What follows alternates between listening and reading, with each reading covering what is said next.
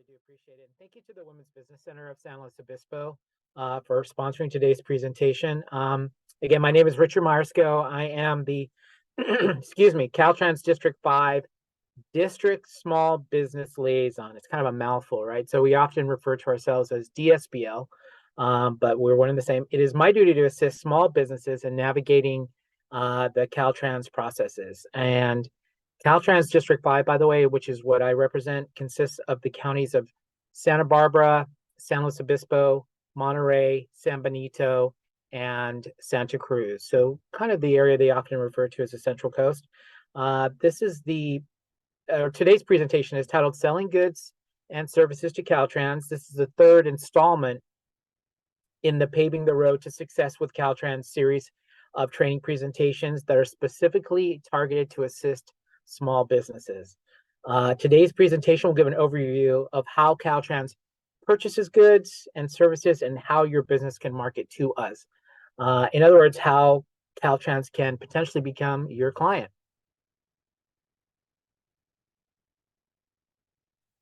Before we begin, I'd like to review the Caltrans non-discrimination policy statement. Title VI of the Civil Rights Act of 1964 prohibits discrimination based upon race, color, and national origin. Specifically, 42 U.S.C. 2000D states that no person in the United States shall, on the ground of race, color, or national origin, be excluded from participation in, be denied the benefits of, or be subjected to discrimination under any program activity receiving federal financial assistance. And that's really at the heart of what Caltrans is hoping to achieve. And we do have a link here if you need to find out more information about how that works.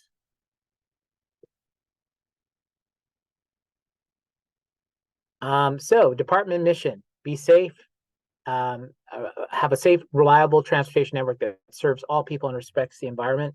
In short, our mission is to provide a safe and sustainable, integrated, and efficient transportation system to enhance our state's economy and livability. As you can see from some of the numbers quoted on this slide, maintaining California's transportation systems, that's an incredible operation in its scope. The fourth and fifth bullet points, however, the bottom two, should really capture your attention, as Caltrans is telling you that it needs partners, and we need assistance and contracting partners, I should say, in the private sector, and that they are essential to what we're trying to accomplish. We need help, and this means opportunity.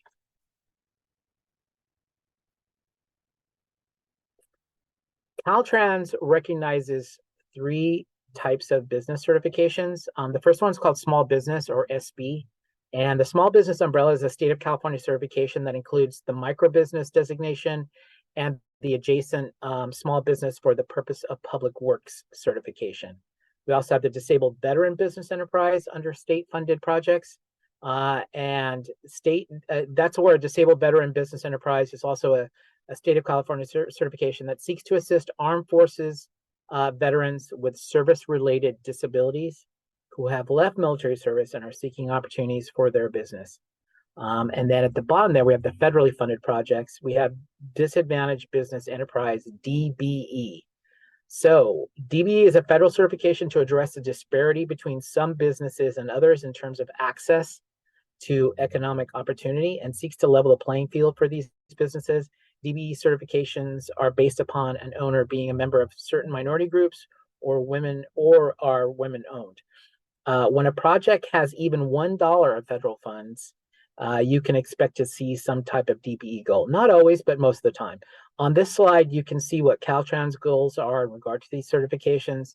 25% for small business, or SB, 5% for disabled veteran business enterprise, or DVBE, and 22.2% for disadvantaged business enterprise, or DBE, on federally funded contracts. Today's learning objectives. CalCard, it's a state business credit card system, and we'll talk about that. Commodities and services and the procurement processes involved. eProcure overview, how to connect with Caltrans purchasers. You'll hear me use that word a lot, purchasers or buyers. I kind of flip-flop between the two. And that basically means Caltrans staff who are purchasing items for Caltrans. the required forms. As you can imagine, there will be some paperwork. I mean, this is a government entity here at Caltrans, and we have to make sure that we're doing everything correctly. Capability statements and where to send them. And then before we get started, a reminder to make sure to contact your local DSBL, as in myself, if you have any questions.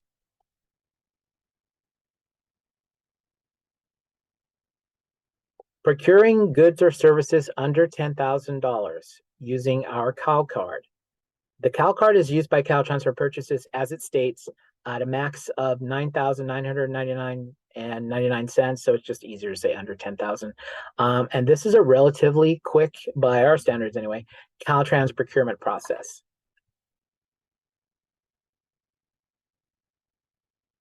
Caltrans, again, participates in the Cal card purchasing program. Cal card is a Visa credit card utilized by Caltrans staff to purchase goods and services under $10,000. Cal card purchasers are trained on this process and the rules to ensure that the taxpayer funds are utilized appropriately. Let's address the fair and reasonable technique.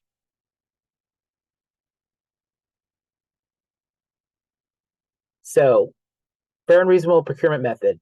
Buyers can obtain one quote from a vendor implementing fair and reasonable techniques that we will explain in the following slides. There are 5 techniques that can be implemented by Caltrans purchasers that justify if a purchase is fair and reasonable.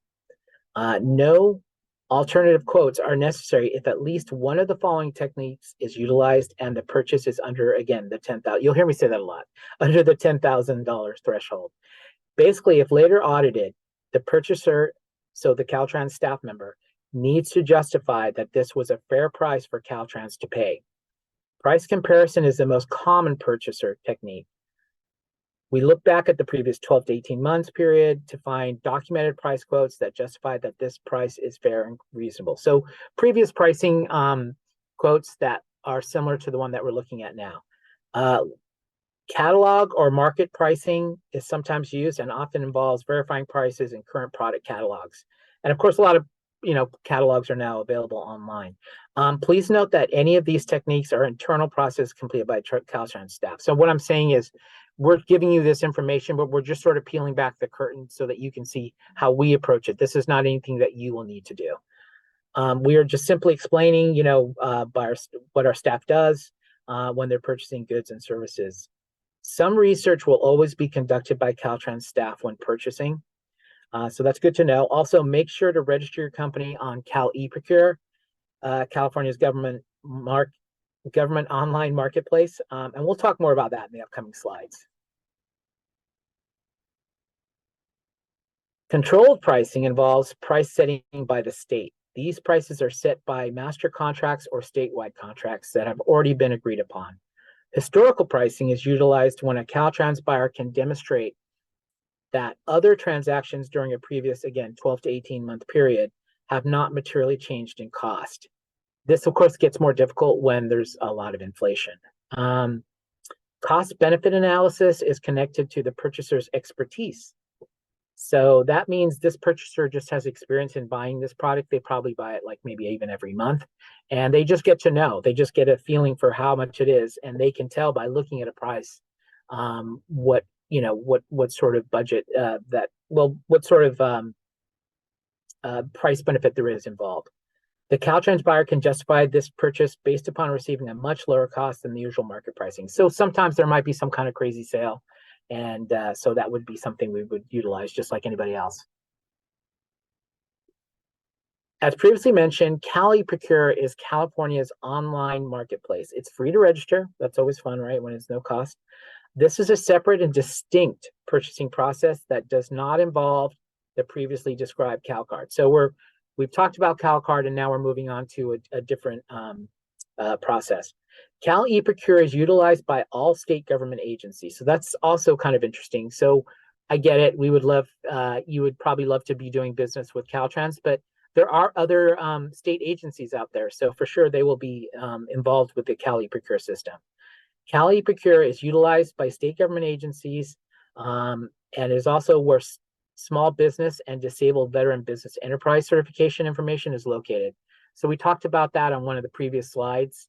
That's two of the certifications that we recognize, and you can find information on them. We have provided a link as well at the bottom of the slide here. You can set up a company profile displaying your certification as well as other company information.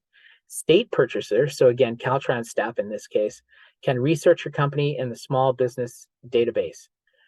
United States Standard Products and Service Codes, UNSP-SC for short, are an official way to state what services your business provides. Based upon your UNSP-SC codes, you can receive targeted emails. Note that the bidding opportunities on eProcure are $5,000 and above. The eProcure link is posted here again, so that's something you can click on. And this presentation will be sent out at a later time, so you can use it as a resource moving forward. Okay, examples of commodities, goods, and services Caltrans procures. A common question we get: what are some of the things Caltrans purchases? If you Google, excuse me, Caltrans commodities, you will find a publicly listed and accessible record of Caltrans purchases. We have provided the link to the Caltrans commodity information page here, so you wouldn't even have to Google it, just use this link. I highly recommend spending some time looking at this if you wish to find out more about what Caltrans purchases. We are a taxpayer-funded entity, and thus we are mandated to provide this information. So we have to give you this information, so I think it's kind of cool that you can access that when you need to.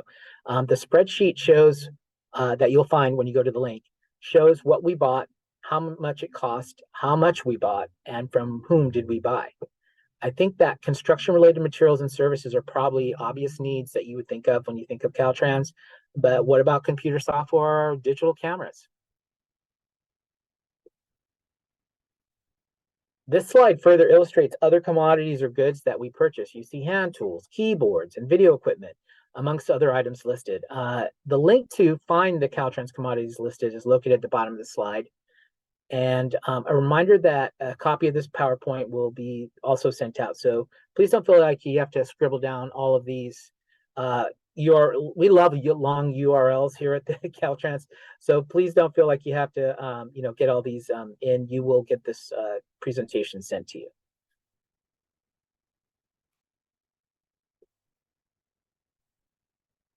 So construction-related services are going to be obvious again, as we mentioned. However, Caltrans, like any large organization, has office buildings, equipment depots, and they require services like landscaping, pest control. You'll also see equipment services listed. For example, we may need trailers or backhoes. Most of the equipment used on projects is provided by the private firms we have contracted to complete our contracts. But it does sometimes occur that we need extra equipment or specialized assistance of some kind. And I should mention though, however, that a lot of times this heavy equipment falls into pre-existing mandatory contract processes. We will further address the mandatory contracts in the upcoming slides, including what services or goods are provided to us by mandatory contracts and which company provides it. Please note that services over 1 year in length and or over $10,000 will necessitate a contract and not a CalCard purchase. Here we see a list of goods and services that are prohibited from being purchased on a CalCard. So no personal items. I think that makes sense. I can't go buy clothes with my CalCard credit card if I work for the state. No professional memberships. To repeat, no services over 12 months.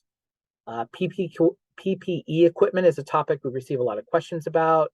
And PPE includes everything from hard hats and visibility vests to COVID-19 precaution items.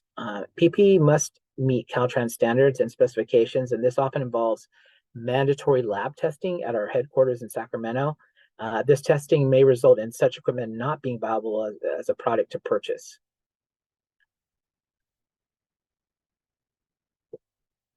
Okay, processes purchasers take before reaching out to a vendor or business. So let's discuss what happens on our end when we're trying to find a business we're trying to purchase items, I should say.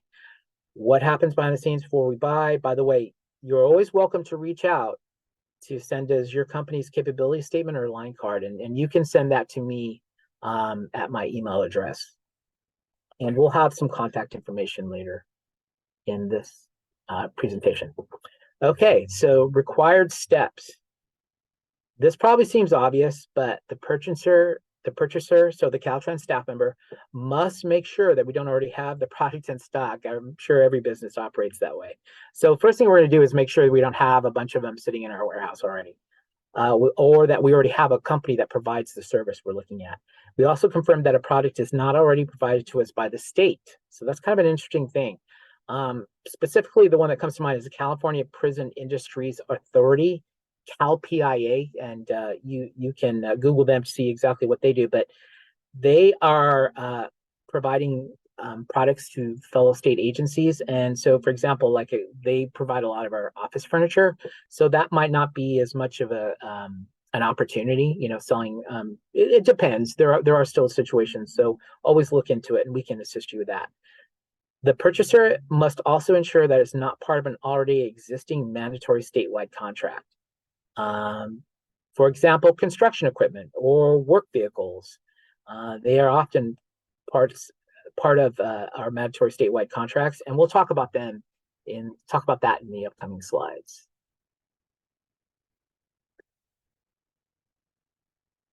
Where to make procurement purchases.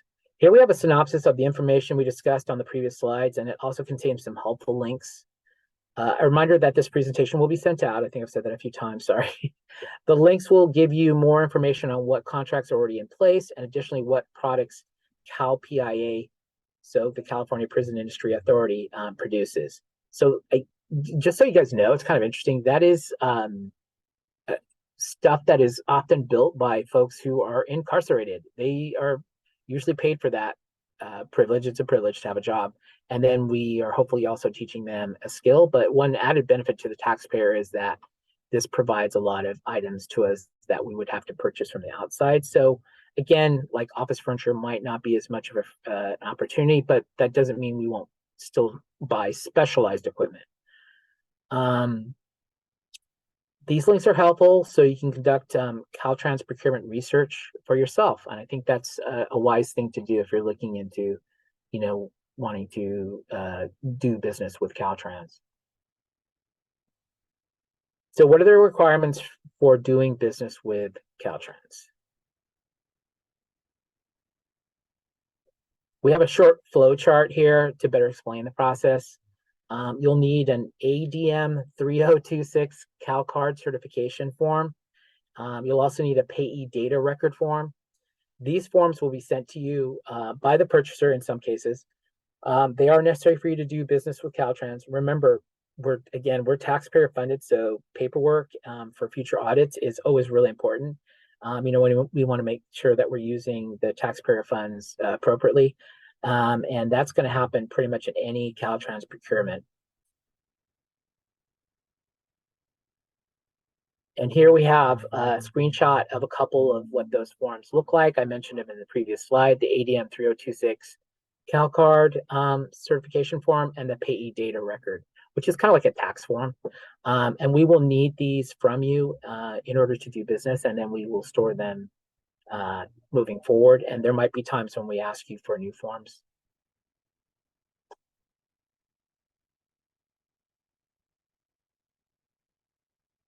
And we should also mention the California Seller's Permit, and we've provided a link again. This form especially relates to tax matters. And I should mention that those two previous forms on the previous slide, I should have mentioned that we're happy to get those to you if you feel like you can't, that no one has provided those to you yet. Then just reach out to a DSBL like myself, and we'll send you copies of those so you can fill them out and get them back to us. Okay, we're going to change it up a little bit here. So we're going to talk about the minor contracts. Perhaps your company is looking to expand its business opportunity with Caltrans. Minor contracts are really an intriguing possibility. And they're going to be on the construction side of what we do. So that might not be as something your business does, but we like to explain it. It is smaller construction contracts that are under $388,000. There's a great way for a small business to be prime contractor on a project that is manageable for a business of that size. So smaller businesses often don't get that opportunity to be a prime contractor, which is where they're perhaps the only source for the contract, or at least they're in charge of it. And so this is a great way for you to, as a smaller business, to be able to do that. We also have state emergency registry, and we'll talk about that in the next slide.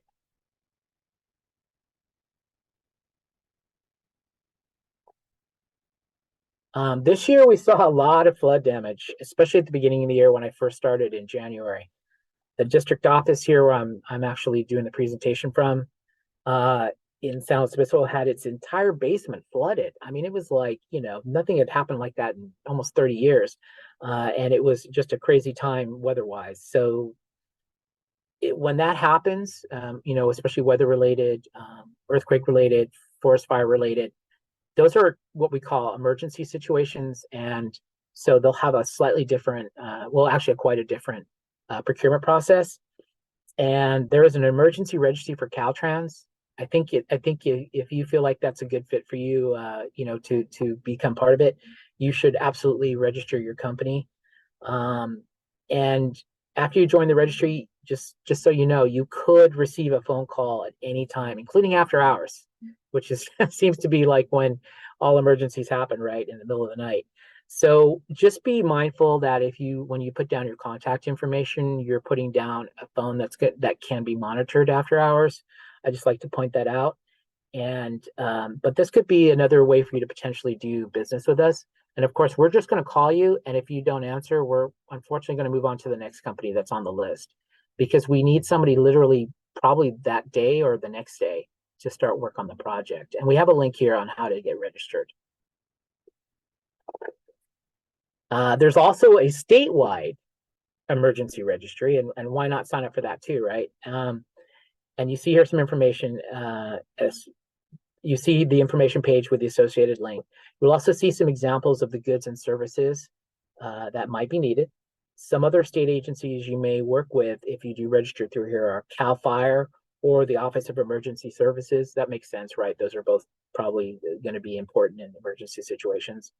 And an example situation might be your company provides camping supplies to our firefighter bases, which are out, where they're actually fighting the fires. So we've provided a link for that if you're interested. I think if you do one, I would do both, but of the emergency registries. So let's change it up and go back to construction opportunities. Caltrans has an online tool called Contractors Corner, where you'll find construction projects listed. So if you're not in the construction world, this is not as much for you, but if you are, this could be a very important site for you to visit. You can see here we have an example of a District 6 project bid item on the Contractors Corner. So this is a screenshot of what an actual previous contract looked like. The link to the Contractors Corner, by the way, is at the top. But as the description tells us, this example bid involves upgrading a wastewater system at a public rest stop. So, and this one happened to be in Tulare and Fresno areas on Highway 99. So just a screenshot of what that would look like. This webpage will also show opportunities for working for a private contractor on a Caltrans project instead of directly for Caltrans. So that might be a more common way that a smaller construction company would be involved with Caltrans. This is a common method for small businesses to get involved in construction projects that might be beyond their capabilities, as in the entirety of it would be beyond their capabilities. You can opt into smaller, tangible business items that are part of a more extensive project. In this scenario, you would be working as a subcontractor for a prime contractor. You can work directly for the prime, so that could mean that there are opportunities, for example, for renting equipment or vehicles. This may have precluded your company from a similar opportunity working directly with Caltrans because of the statewide contracts that I kind of alluded to earlier. But in this situation, it might work out for you. The bid item also contains other information such as the project details, the scope of the work involved. And so there's lots of really great information on there for you to check out. Okay, so we've kind of alluded to them a few times here. Statewide contracts are often referred to as leverage procurement agreements. LPAs. And on this slide, we see some recent examples. And once again, a link is provided so you can directly view this page. So one of the ones, I think you'll see the second one from the top, it's a firefighting helicopter. It kind of makes logical sense when you see firefighter helicopters listed as part of an LPA.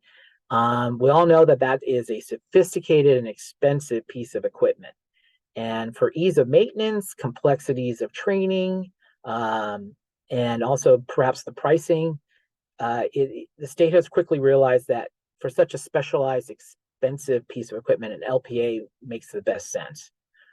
We highlighted this just as an interesting example. I'm not sure if anyone out there today is selling emergency helicopters, but maybe.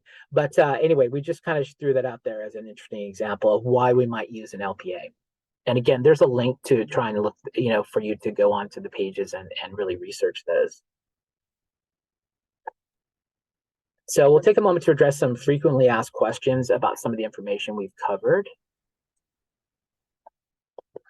What is a CalCard? So again, a CalCard is a Visa card that is used by our CalCard holders or purchasers. So that's Caltrans staff. As a payment method for approved purchases. One benefit, it is a much quicker method of payment for the business that's involved. Are there purchasing limits with CalCard?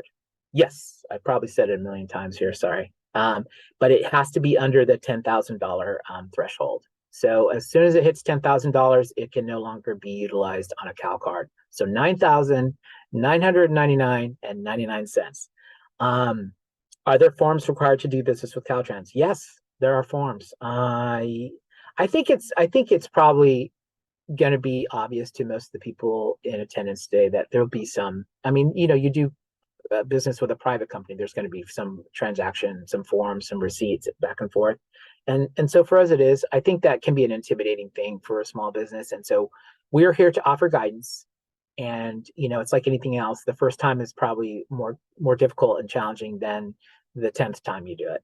And there's always going to be paperwork, but when it comes to contracts with the government, for sure.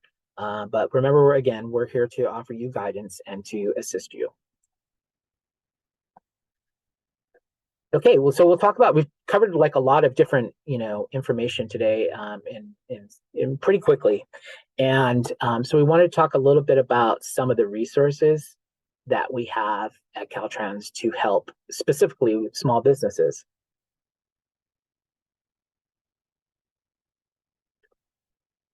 So we've listed some important links on this page. The main site, by the way, the main website for Caltrans is going to be dot.ca.gov.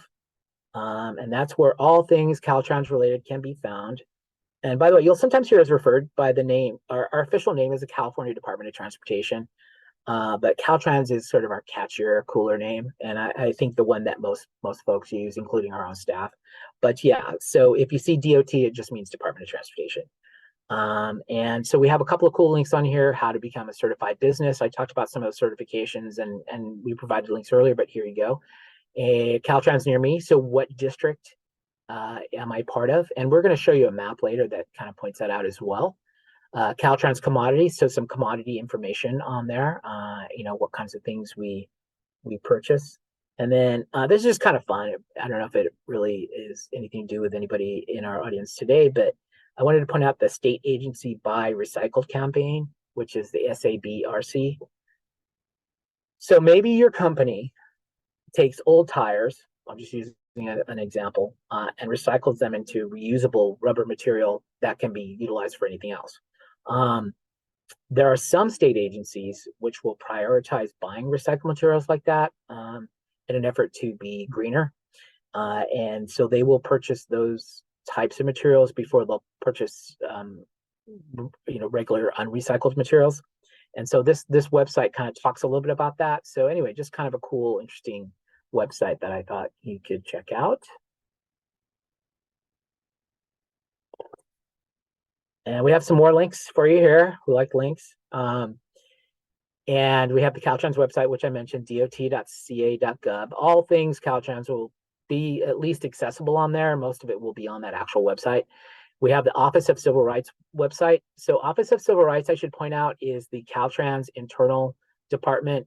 So it's I guess officially the Caltrans Office of Civil Rights, but they help out with a lot of small business stuff. And so they have a really great information page that I think is, even if you're not, um, really sure what Office of Civil Rights do, just remember this part. They do help out with small business. So they have a lot of great resources that you can look for on that particular page that we've given you a link to. We also wanted to really make sure you look at the outreach events calendar. So that's the one there in the middle. This calendar updates regularly and lists the outreach events Caltrans is hosting or partnering in. For instance, today was listed, today's event has been listed on there for a few months. And it will explain, it'll have all the Caltrans small business related outreach that we're going to be doing, all the events that we're going to be doing. And I will say Caltrans, as far as I know, they're free to attend. There might be some costs that are, related to maybe travel in some cases or something like that. But basically, Caltrans is not going to charge you for attending our events. And you're also always welcome to attend other districts' events. So I've talked about District 5 being the district I'm in, and perhaps some of you are. But you can go to District 6 or District 7 and attend their events. No, not a big deal at all. And then we sort of, invite you to do that. And so I think it's kind of a cool calendar, especially as a small business, to maybe make that one of your bookmarks and just check it out every week or every couple of weeks and see what's coming up around the corner that you could attend. And hopefully you can find something interesting that is of interest to your business. And by the way, many of our events are going to be virtual, like today, or some sort of hybrid event where you can be in person or virtual. So that's great, very convenient. So again, that goes into the whole, like, you could go to District 7 is in Los Angeles and you could attend one of their events without having to leave the confines of your home or office. So I think that's kind of a cool thing. So keep that in mind and check it out. We will always, for sure, in District 5, put our events on that calendar. I talked about eProcure and Contractors Corner. So Contractors Corner, again, is going to be a construction-related website. So if that's not your business, then I understand if that's not as much of a fit. However, eProcure is going to have just about everything on there, including all the stuff that's on Contractors Corner, all the contracts that are listed. It'll also, eProcure also, as I mentioned, is going to be for all state agencies, so not just Caltrans, which is kind of cool too. And you can have a profile on there and all kinds of stuff. And so I would say if you were going to ask me what would be the first step, I think going on eProcure would probably be it.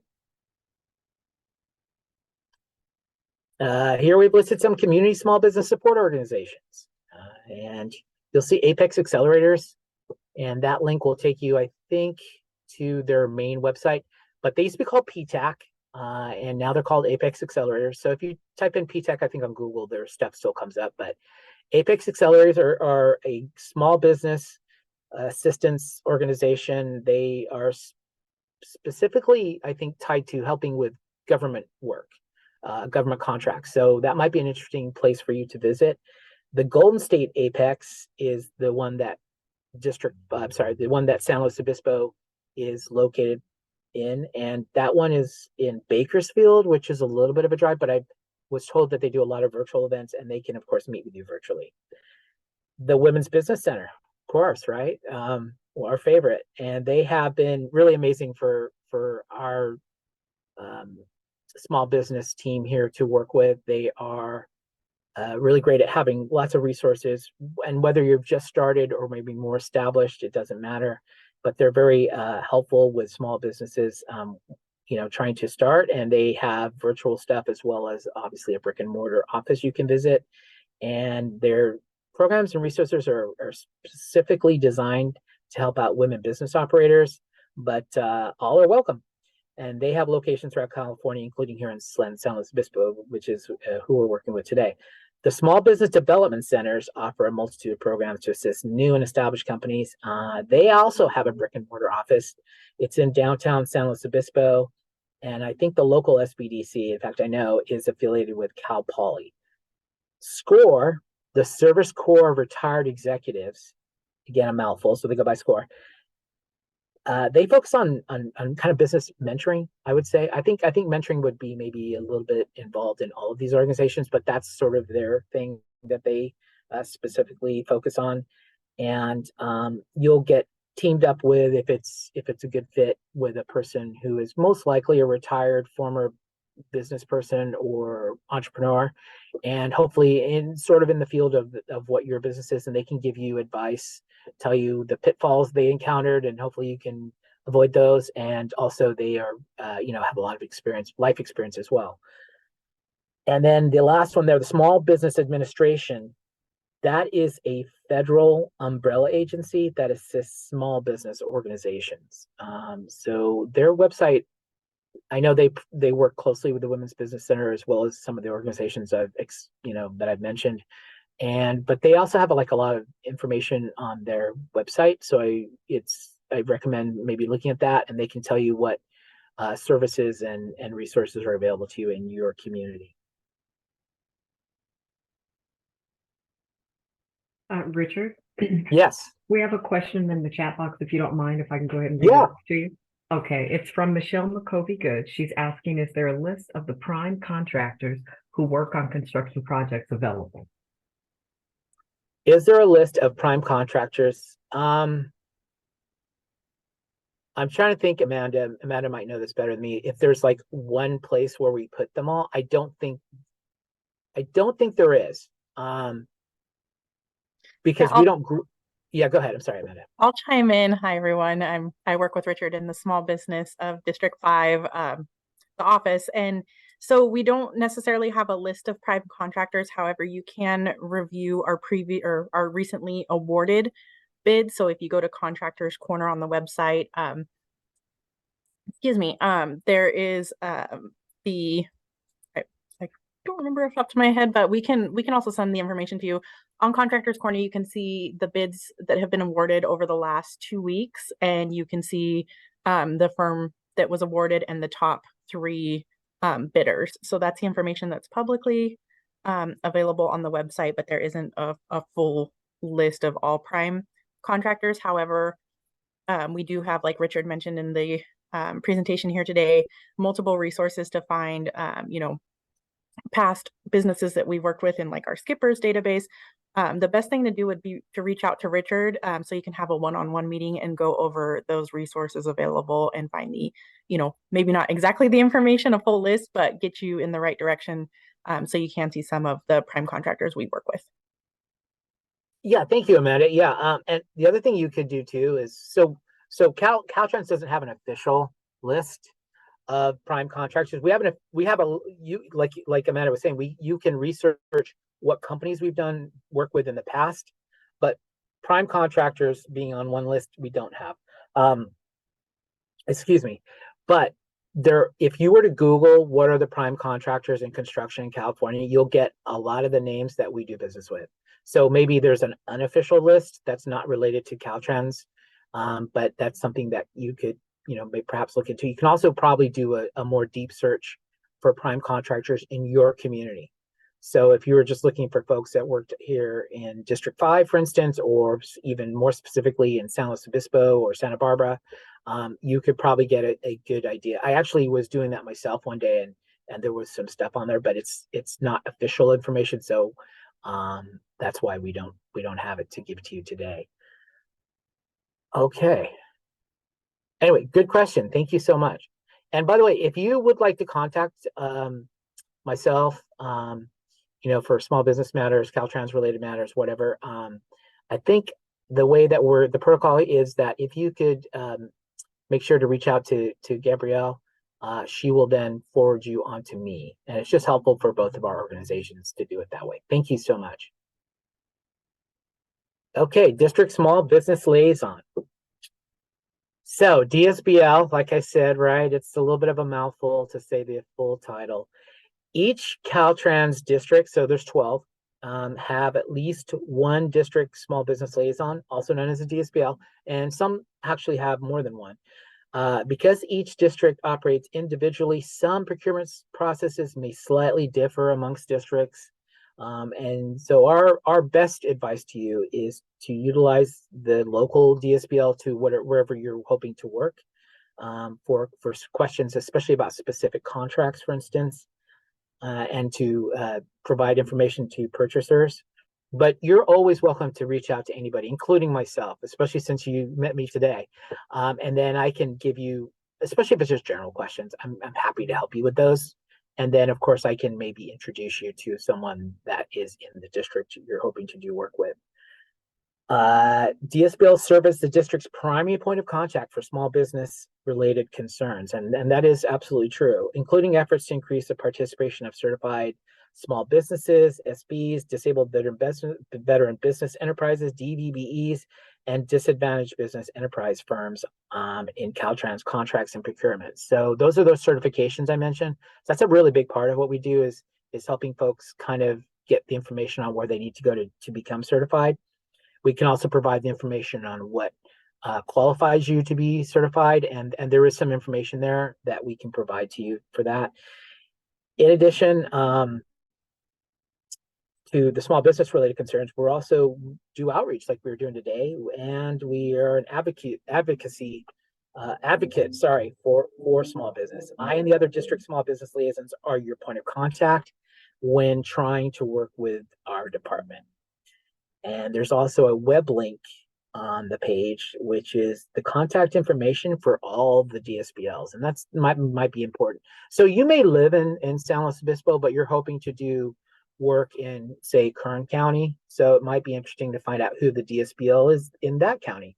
And this list, this link here will take you to a list that has the person's name, their email, their phone number, and then you can contact them if you have specific questions. Best thing I think to think of a DSBL is we're sort of like concierge, like at a hotel. You go to the front desk and ask for information on where the best place to go have a meal, or what's the best tourist attraction to go visit. And that, just like at a hotel, that you would do where you would do that. We're sort of that for small business. So we're not going to be able to fill out the forms for you, but we can at least point you in the right direction and give you some background information and context so that you could complete the work as best as possible. And then I've mentioned some of the other resources in the community that are also available to you, and in some cases they can help you a little more directly than I can. I am in a a delicate situation because I can't be shown to provide benefit to one business over another. All the information I give out has to be information that is given or accessible to all companies. That way, it's not looking like I'm helping you out because you're my friend or because of some other relationship we might have. And of course, it's all about perception. So we make sure we do that. But I'm always happy to help you as best as I can. Okay, so this is that map I was talking about of all the districts in Caltrans. Now we don't expect you to have all these memorized. But it's just kind of fun to know where you are. So for anybody who's joining us today that's from San Luis Obispo, of course you'd be in District 5. And each district serves a set of counties, sometimes just one in the case of if it's a particularly large one. And you'll see that there's a little bit of a logical way what we set them up, but in some cases we've added a district later because we've reconfigured, so that's why they're a little bit out of order. But if you click on any of the highlighted district names, so it says District 10 for instance there on the right, if you were to click on that, that will take you to the webpage on the dot.ca.gov website for District 10. And I will tell you that the local districts have a lot of really great information, and in some ways are really a kind of a better starting point for you if you're trying to navigate the DOT website. It can feel overwhelmed. So if you go onto this District 5 page, for instance, we'll have information on there about how to, get in touch with small business folks, what closures are going on, all kinds of stuff. And that's a really great thing to look at. We've also listed the district headquarters. So for District 5, it's actually in San Luis Obispo, and I'm coming to you from there today. And our headquarters for the entire department is going to be located in Sacramento, and then each of the districts will have their own local headquarters as well, and that's again San Luis Obispo. Another reminder that the presentation will be sent out, so you will have this map to look at and to see if if you wanted to do business outside of the area you live in, for instance. It's kind of interesting to find out where the district boundaries are. Okay, so that is going to conclude today. Oh, good, we're about there. That's going to conclude today's presentation, selling goods and services to Caltrans. And we wanted to allow for any questions. I know we had a question in earlier, but if someone has one that they would like to ask now, let's hear it. And if anyone has any questions, you guys can feel free to unmute your mics if you would like.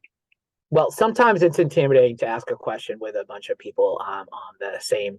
I love dealing with Zoom and being online, but it can also make you in some ways a little bit shyer than you would be if you're in person in a room. So if you have questions that come up later, of course, again, just go through Gabby and she'll put you in touch with us. That's my contact information as well. We're hoping to continue. I mentioned this is the third of our training series for Caltrans, the Caltrans training series, small business training series, I should say. And we're going to have the 4th through the 10th presentations coming up in the new year. I think that's it for this year, right, Gabby? Yes, that is correct. Yeah, so we'll have another one coming up on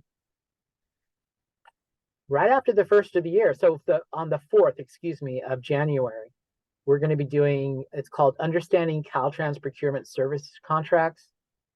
And so procurement and service contracts, and that will be the 4th installment, and you're welcome to join us for that. And we have more coming up after that as well. And we've kind of made each of these presentations to be standalone. So if you happen to miss one, first of all, I think the recordings are available. Is that correct, Gabby? Definitely. A link is sent to everyone who registers. Thank you. So you'll have access to the information moving forward if you happen to miss one, but sometimes the topic might not be as of interest to you and your particular business, and no worries. If you have to skip one and go to the next one, that's fine. However, if you'd like to join us for all of them, we would love to have you. They're all going to be about an hour or so in length. That's kind of the goal anyway. And then we'll always have a Q&A, and then the presentation will always be made accessible to you as well, and as well as the recording. So please join us in the new year. We hope to have you. This is kind of exciting for us to be teaming up with the Women's Business Center of San Luis Obispo. We found it to be a very fruitful partnership, and we hope you join us. And I want to say that we thank them for sponsoring us today, and Gabby for all her efforts in marketing. And unless there are any final questions, I think we'll be able to give you back a few minutes of your day. Well, actually, Richard, I've got another question in the chat box. We have a comment we've got a comment from Jim Copeland, who says, excellent presentation. Thank you. You're welcome. And we've got Michelle McCovey-Good that's asking, can you elaborate on the best way to work with Caltrans as a professional services company? What is the best way for you to, I think the best way for you to do is to bid on, what am I trying to say here? I think the best thing for you to do is to find out what certifications you qualify for. Now, you may have already done that. In some cases, that's already, some of the audience has. But if you haven't done that, please let that be maybe your first step. Look at maybe do some research about what professional service you did. So let's say it was, I'm just making this up, but let's say it was landscaping. So what other landscaping contracts have been purchased at District 5 in the past? So you can do research on what those look like, what the amounts of the bid were, if there's a service contract already in place. That's something I can find out for you. But I think to do some research and to plan out how best to go about it. I would also utilize some of the community small business resources, that including the Women's Business Center, to maybe see if they can provide some resources and assistance for you as you prepare. When in this job, I deal with a lot of different businesses. They're at a lot of different, sometimes it's like just really an idea. It's not even what you would call a real business yet. It's just sort of a dream. And so there are folks who will come to me and they have been discussing this with their business partner who may also be their spouse or something. And they thought about this great, something that's been gnawing at them for a while to start a business. But then I also will deal with businesses who've been around for generations. This is the second or third generation that's been, running this company. And so they're very established. So it really just depends on where you are and where your business is at, and as well as what your goals are.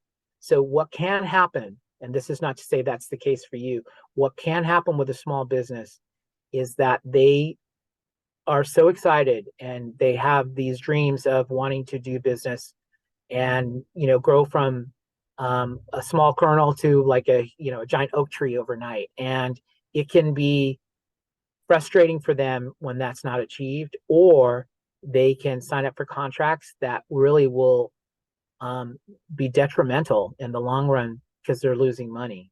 So I think having smaller goals in mind is probably a good idea. Remember, you could be you could work for a prime contractor who is so let's go back to the landscaping example. So we have a company that does all the landscaping for District 5 office space. And that's a pretty big contract. So they may need help with certain parts of that. Perhaps they need help with tree trimming on that landscaping contract. And that's something they don't really have a forte in. So they want to look for someone who can do that. So that could be a possibility too, that instead of working directly for Caltrans, you're involved with Caltrans as a subcontractor on a main contract. So that could be a possibility as well. I think the best thing, honestly, is for folks to really meet with me, and then I can get a better idea of where they're at and give them the best guidance on where to go as their next step. I hope that answers the question. Probably not as well as I could have, but I think that's the best advice I could give, is to maybe meet with someone like myself at DSBL, and as well as utilizing the community resources like the Women's Business Center, and then keep your goals realistic and keep them so that you're incrementally growing your business, as opposed to, I don't want to say biting off more than you can chew, but this is just feedback I've gotten from small businesses that it was a mistake they had made and one that they had to overcome. Okay, well, Michelle says, thanks, Richard. That is very helpful. Okay, cool. Thank you, Michelle. Yeah, I appreciate you coming too. And thanks, Jim, for your question too. It's and your comment. We do appreciate it. So that's the thing here, is like I'm the small business liaison, and that word small business could be a multi-million-dollar company, or it could be a company that just got its first loan for like $5,000 for startup costs. I mean, it really is quite the spectrum. And so it means that I need to pivot with the information and guidance I give based upon what the company is trying to achieve. And then, I'm just here as to give you all the information I can and point you in the right direction. And then there are, of course, other resources in the community that can do an even further deep dive with you to get you moving in a progressive way.